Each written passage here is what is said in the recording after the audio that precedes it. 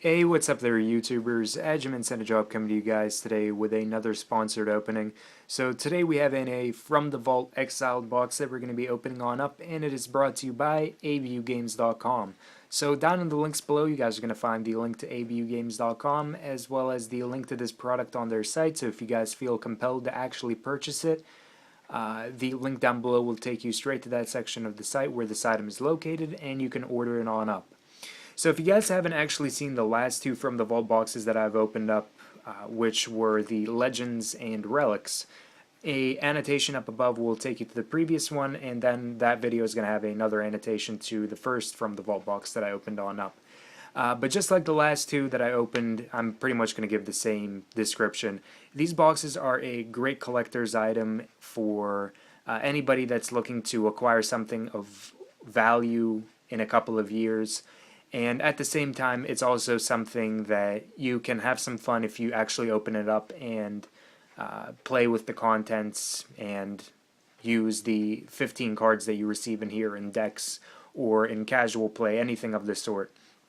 But this collection is a Exiled collection, so these cards were 15 popular cards that actually were banned in different formats at the time of their popularity. So we're going to take a look at the box. As you can see, it has a nice gold and kind of reddish splatter to it with each of the mana symbols kind of decorated around here. So that's kind of cool. I like the artwork that they do with these boxes. It's always kind of unique for each one of these. But the box looks really nice. Taking a look at the back of it, we see all of the cards that we receive in the box, and under the content it says 15 premium foil cards including 8 with new art, an exclusive spin down life counter, and a collector's guide. So the collector's guide is actually going to explain a brief little history of each card that's in here and what reasons were behind them being banned in the formats during their time. So if we open it up here, we see the ever so awesome Tezzeret the Seeker that is illustrated for the Tinker card with the alternate art here. We have some of the cards that are in here pictured all around the inside of the box and From the Vault Exiled written here. And we have a sneak peek at 3 of the cards, so Necropotence, Berzerk, and Balance, which is pretty cool. So the box actually opens up right here. It has a little magnetized clasp. It says Exiled. And pulls out very neatly. Alright, so we're going to keep the box up here. And as you can see, there's the spin down life counter, the 3 packs of cards containing 5 each, and the guide underneath. So once we pull this out, we'll see.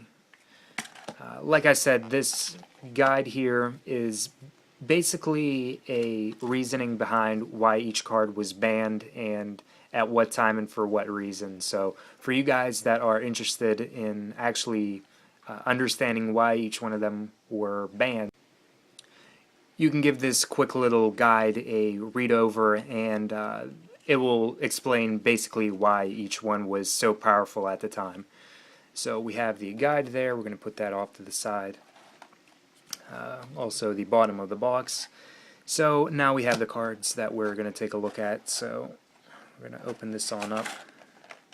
And some of these are difficult to open, and some of them are not really that difficult. I don't know, it just kind of depends on which one you get.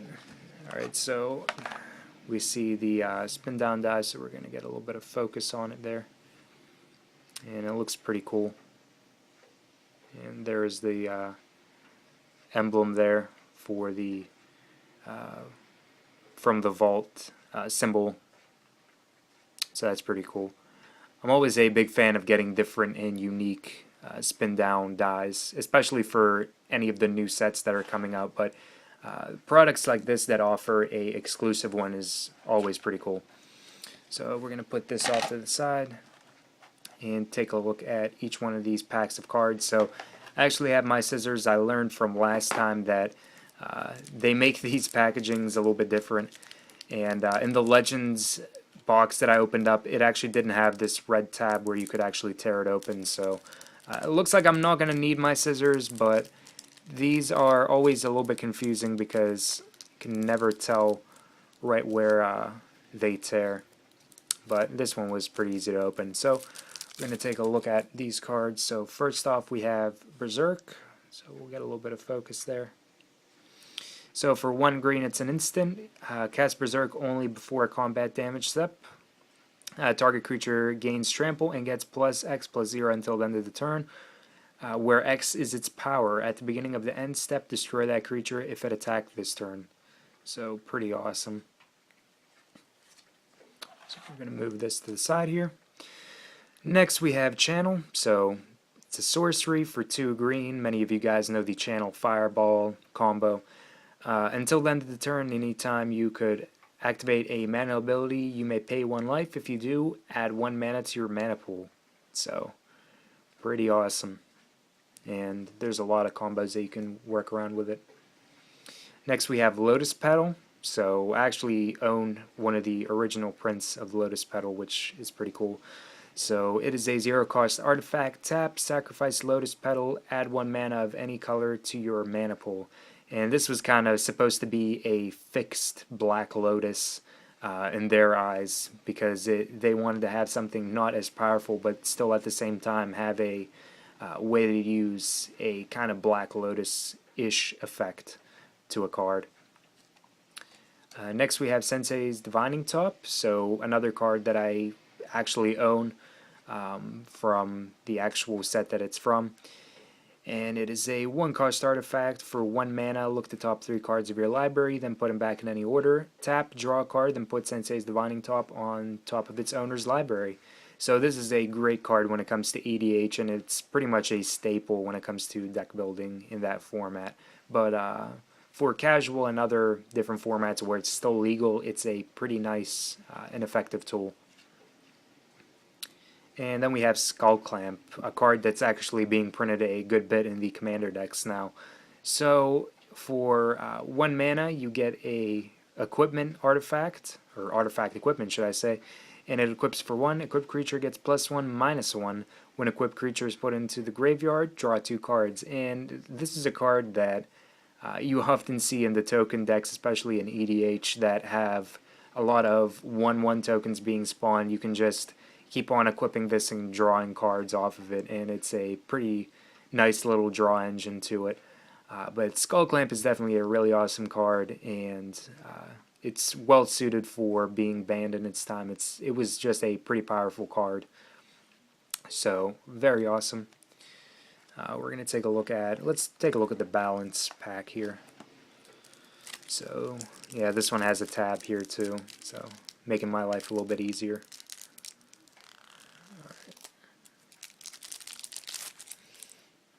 Push this off to the side. So first off we have balance. So 1 generic and 1 white sorcery. Each player chooses a number of lands he or she controls equal to the number of lands controlled by the player who controls the fewest, then sacrifices the rest. So pretty much like the name of the card implies, it balances out the playing field.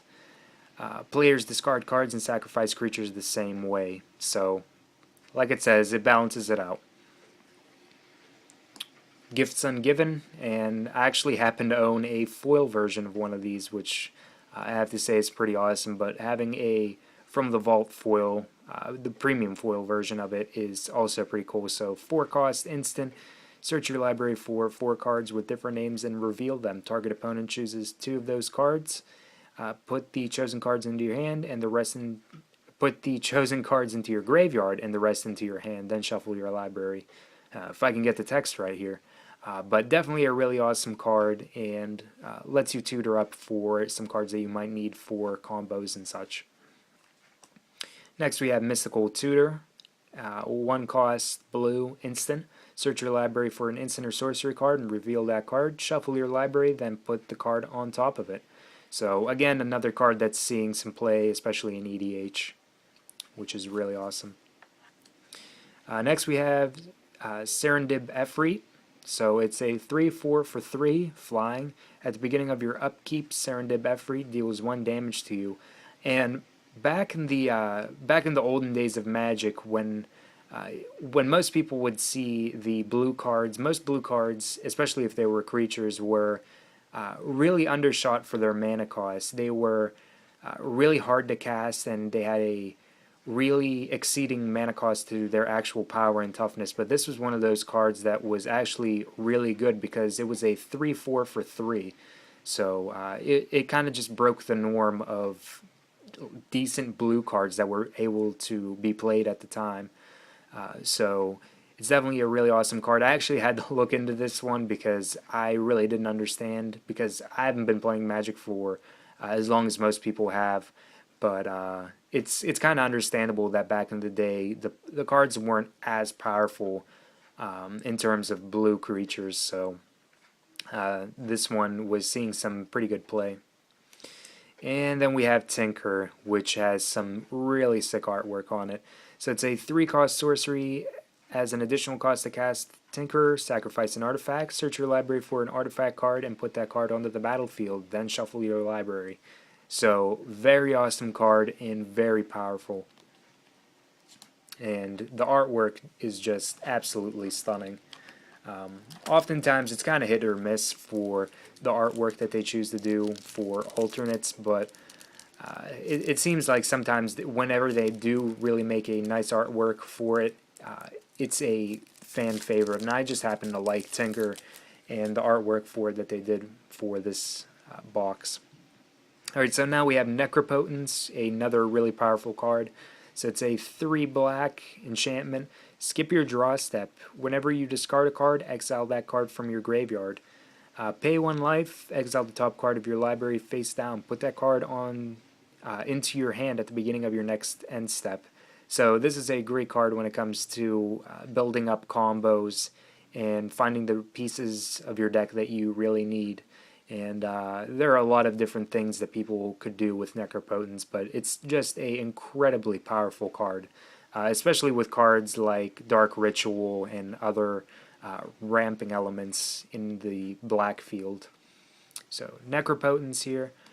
Goblin Lackey, so it's a 1/1 for 1 red. Whenever Goblin Lackey deals damage to a player, you may put a Goblin permanent card from your hand onto the battlefield. So it effectively lets you get out any bigger cards that you may have really early in the game.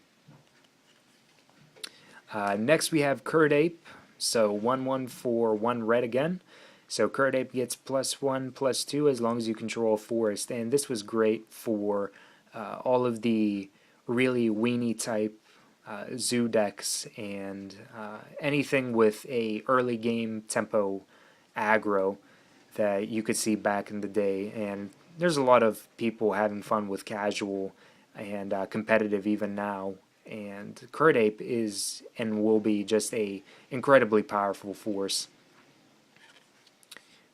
We have Trinisphere, so this is a really awesome card. So it's a 3-cost artifact. As long as Trinisphere is untapped, each spell that will cost less than 3 mana to cast costs 3 mana to cast. So it's making all cards that are really cheap to use, especially for any of the cheap aggro decks that use cards like Goblin Lackey or the Curd Ape. It makes them 3 to cast, which effectively could slow down the tempo of decks, even put them on a lock for a couple of turns before they would actually be able to do anything. So Trinisphere is a incredibly powerful card, especially for certain matchups. But really cool artwork as well. And then we have Strip Mine. So who can't love Strip Mine? It's such a powerful land destruction card. Possibly even one of the most powerful land destruction cards that have ever been printed. So it taps for 1 generic mana to your mana pool, and tap, sacrifice, Strip Mine, destroy target land. And it's just incredibly powerful. Just being able to slow the tempo of aggro decks, or even stall for a bit if your opponent needs specific mana.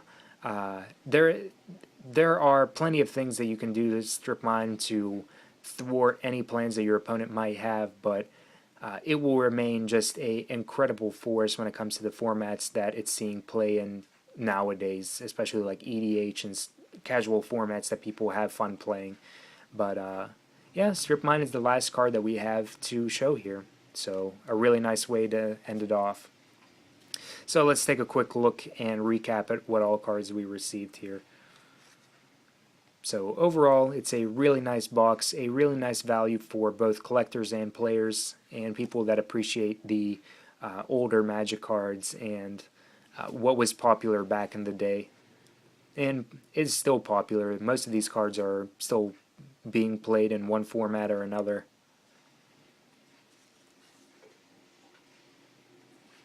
But I would definitely recommend anybody that is looking to buy something worth the money. This would be definitely something to look into. And the sooner you get it, the cheaper you're going to get it, because after a couple of years, these actually jump up in value a pretty decent bit. So you're better off trying to get it as early as you can, and then you can either keep it in your possession and wait for it to shoot up in value and sell it off, or you can just open it on up and enjoy all of the awesome premium foil cards that you receive in here.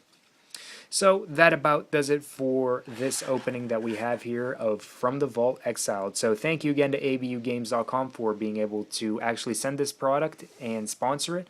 So in the links below, like I said before, is going to be a link to abugames.com as well as this product on their site. So if you guys feel like ordering it up, you can do so with that link down below.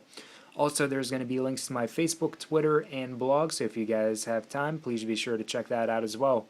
And remember to like, favorite, and subscribe for more daily Magic the Gathering content. Thank you guys for watching, and as always, have a wonderful, fun-filled Magic the Gathering day.